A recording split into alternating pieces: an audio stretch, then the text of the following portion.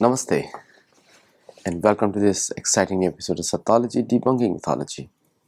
Sathology means science of truth, which is opposite of mythology, which means study or science of fake lie or imagination. आप सबको Sathology के इस episode में बहुत बहुत स्वागत है। आज 4 जुलाई है। आज 1976 में अमेरिकन सेटलर्स ने चर्च ऑफ इंग्लैंड के विरुद्ध डिक्लेरेशन ऑफ इंडिपेंडेंस दिया था। ये सेटलर्स थे एंग्लो सैक्सन्स। इन्होंने किंग जेम्स के विरुद्ध इंडिपेंडेंस घोषित करी। मतलब गोरों ने गोरों के विरुद्ध इंडिपेंडेंस घोषित करी। ये एक्चुअल हिस्ट्री है। जॉर्ज वॉशिंगटन, जॉन एडम्स, ये दोनों थे साथ में। और John Adams is one of my favourite presidents of United States. Sanskritist थे, भगवद गीता के स्टूडेंट थे और ये सब देवताओं में मानने वाले लोग थे। ये क्रिश्चियंस नहीं थे, दोनों के दोनों क्रिश्चियंस नहीं थे। सो सेटलर्स ने डिक्लेरेशन किया किंग ऑफ इंग्लैंड के विरुद्ध फॉर पुटिंग एग्जॉर्बिटेंट टैक्सेस। ये था मेन कि why should England control this. उसके बाद से स्ट्रगल शुरू हुआ। उसके पहले भी हुआ, उसके बाद से रियल शुरू हुआ जब ब्रिटिश ने रिस्पॉन्ड किया through many other attacks, bay of pigs और वो सब हुआ। You all know that, Boston का टी पार्टी, वो सब हुआ। तो ये जो इंसिडेंट है इसमें एक भी नेटिव अमेरिकन इन्वॉल्व नहीं था। 4 जुलाई 1770 से एक भी नेटिव अमेरिकन इन्वॉल्व नहीं था इस डिक्लेरेशन ऑफ इंडिपेंडेंस में। तो जब अमेरिकन सेटलर्स जब आए, उन्होंने अमेरिका को कॉन्कर किया, कॉलोनाइज किया, तो इंडिपेंडेंस किसका होना चाहिए? उन नेटिव्स का होना चाहिए। तो नेटिव्स ने तो इंडिपेंडेंस डिक्लेयर नहीं किया। मतलब कि यह है कि नेटिव्स कभी ने अपने आप को कभी गुलाम माना ही नहीं। They never surrender. अगर उन्होंने किया होता तो वो मानते। एक इंटरप्रिटेशन ये भी हो सकता है। और यही वो मानते हैं, मैं तो नेटिव अमेरिकन के साथ काम करता हूँ, वो यही मानते हैं कि हम लोगों ने तो कभी एक्सेप्ट ही नहीं किया। We are always a sovereign nation.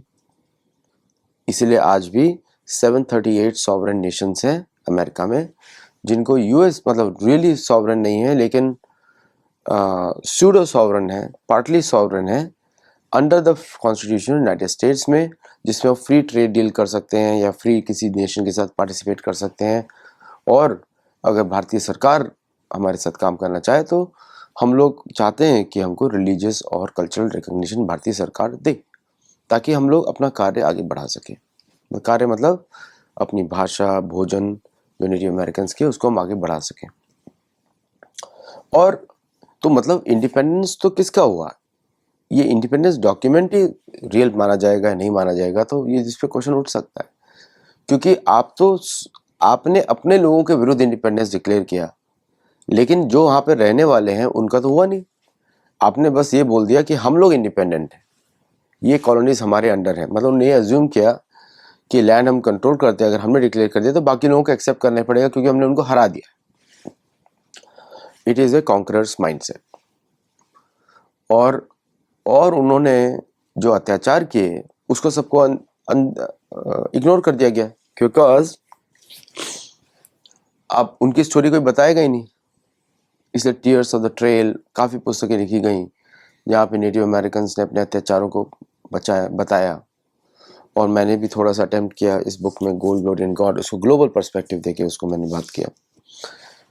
और ये जो इंडिपेंडेंस डिक्लेयर किया गया, फिर ये बाद में डेमोक्रेसी लाई गई। मतलब बाद में उनको लगा कि कब हम डेमोक्रेसी ला सकते हैं। तो शुरू में डेमोक्रेसी नहीं थी। शुरू में ये क्लैंस थे, ये कम्युनिटीज़ थी जिन्होंने डिक्लेयर किया।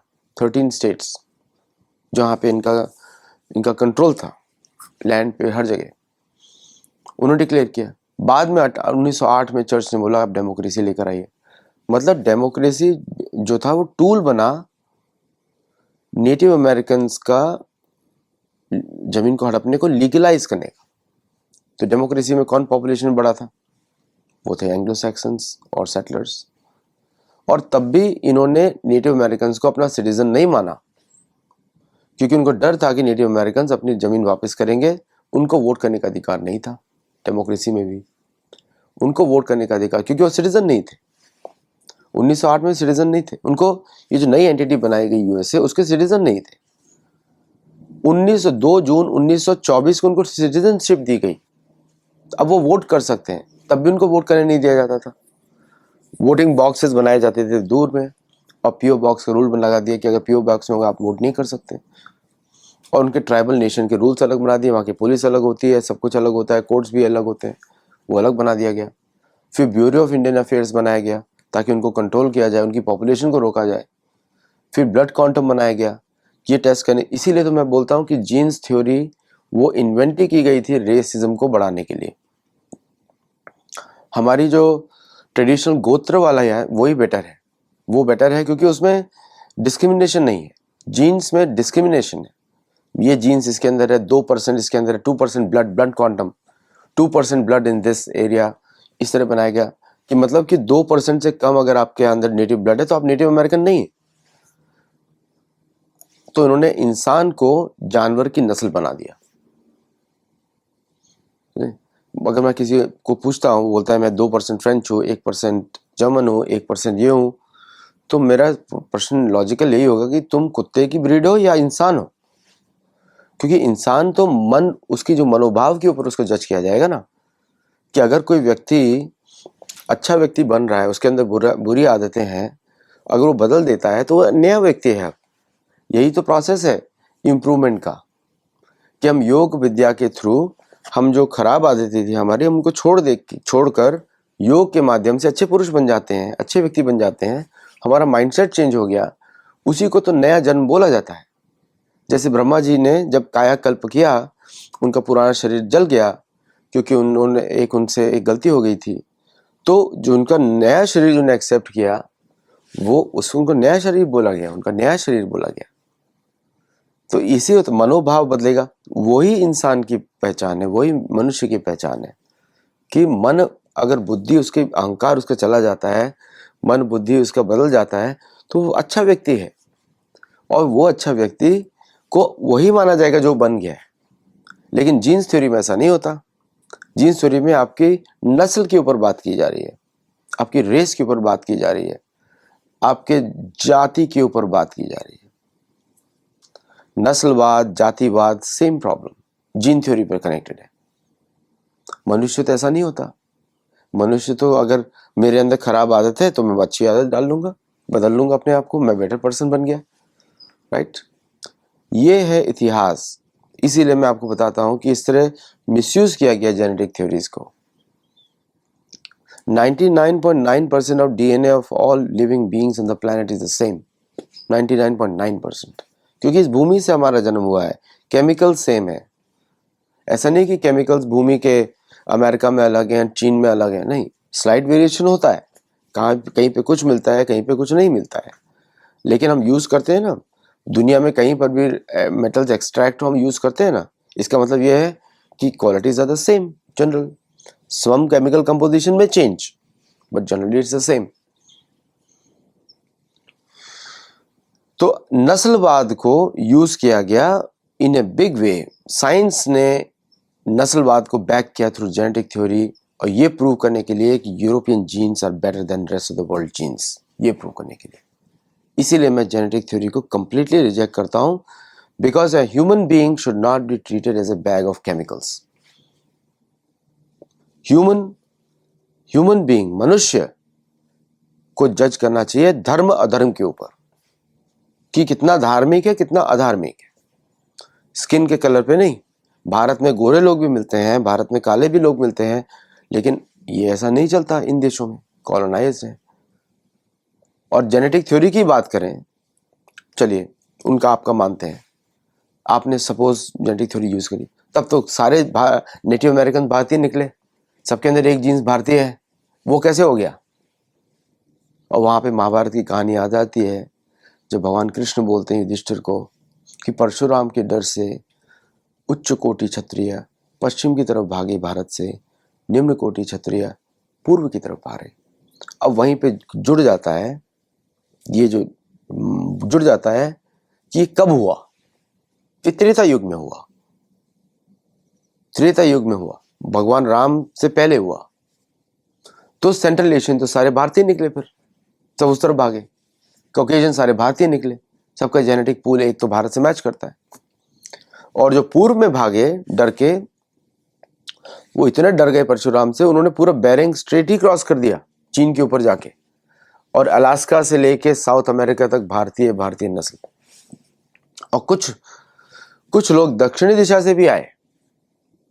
इसलिए आप देखेंगे कि साउथ अमेरिकन ट्राइब्स में मपुचे ट्राइब और ये सब जो ट्राइब्स हैं वो ओम का जप करते हैं आज भी। वो अलग से आए, वो बोट्स के थ्रू आए पीछे से।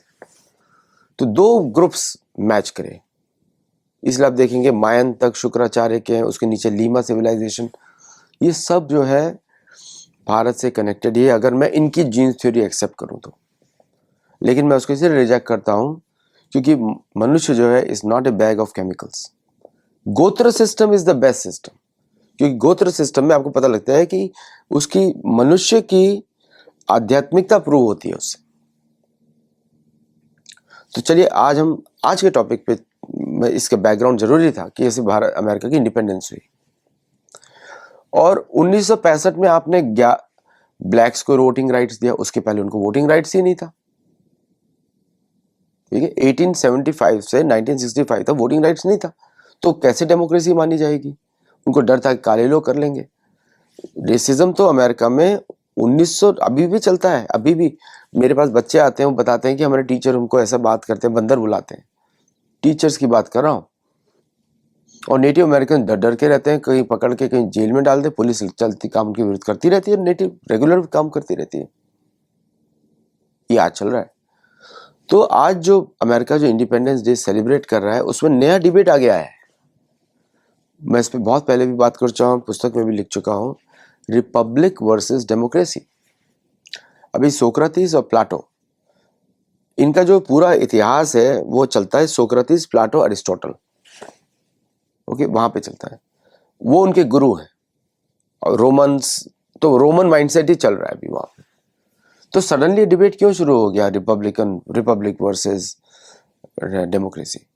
क्योंकि इनको मालूम है इन्होंने कैसे डेमोक्रेसी को नाम को दुरुपयोग किया है। नेटिव अमेरिकन को सिटीजनशिप नहीं दी, तो अगर डेमोक्रेसी अभी लगाया जाता है तो मेजोरिटेरियन रूल हो गया। भारत लोकतंत्र है, भारत डेमोक्रेसी नहीं है।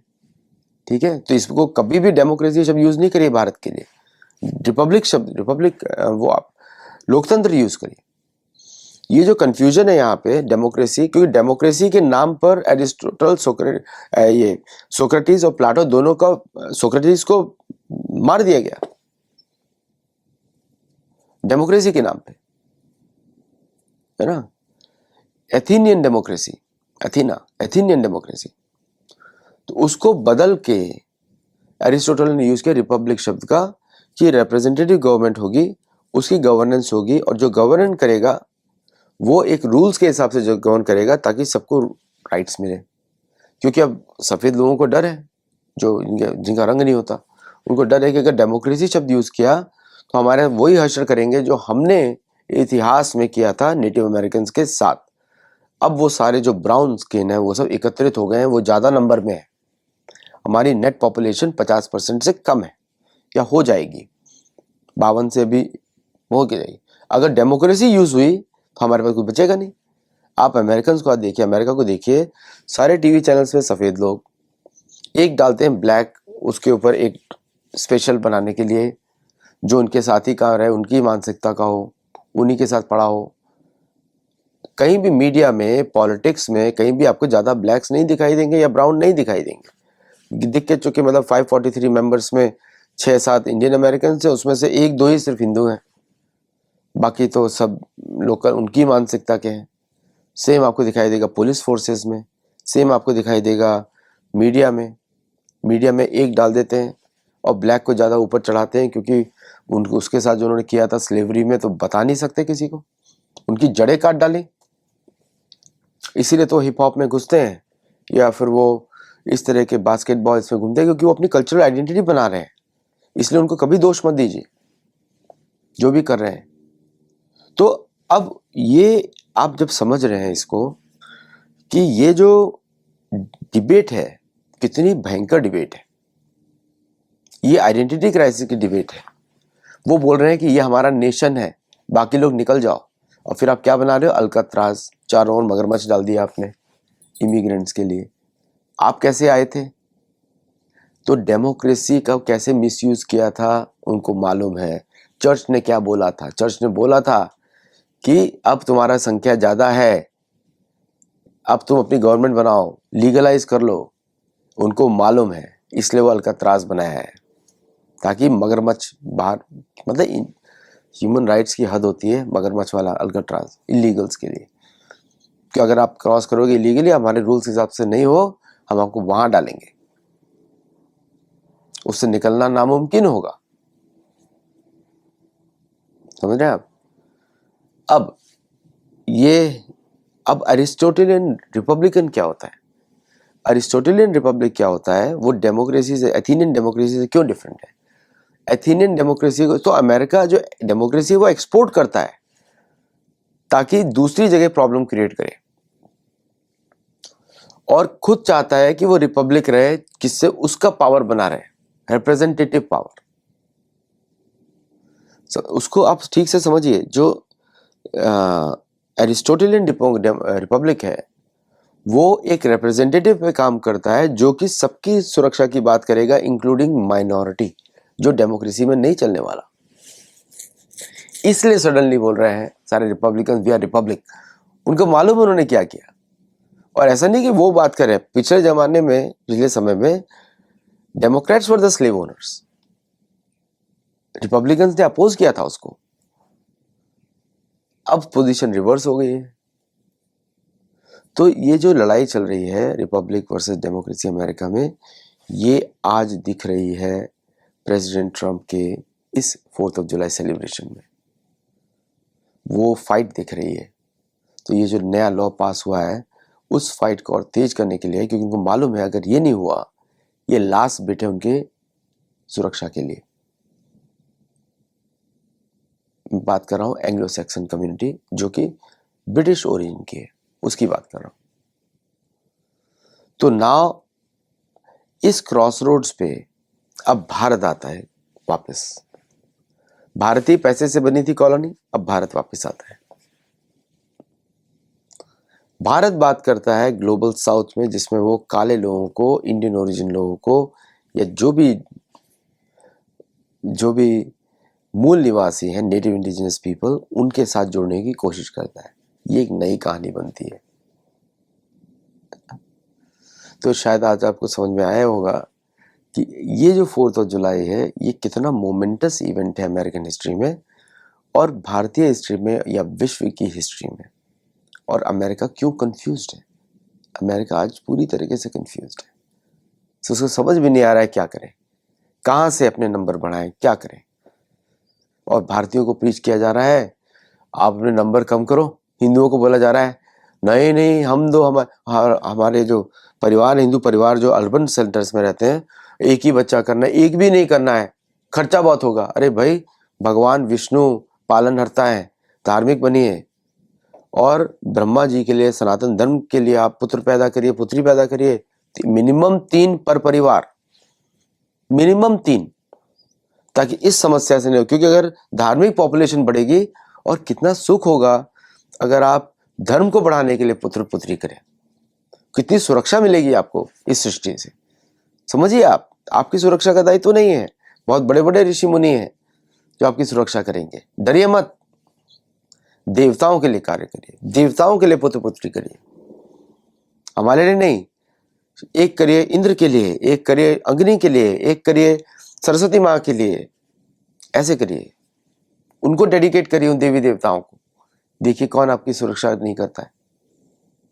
करेगा, पूरा विश्व आपकी सुरक्षा करेगा, ये सृष्टि आपकी सुरक्षा करेगी, प्रकृति सुरक्षा करेगी। करके तो देखिए, ट्राई करके देखिए। मैं यहीं पे समाप्त करता हूँ। नमस्ते एंड जय जगन्नाथ। गुरुकुल में जरूर जुड़िए और मैं ज्ञानवर्धन करिए। अगर आप अमेरिका, कनाडा, ऑस्ट्रेलिया, न्यूजीलैंड कहीं पर भी हो, गुरुकुल जुड़ सकते हैं और हमको सपोर्ट भी करिए। नमस्ते and thank you very much.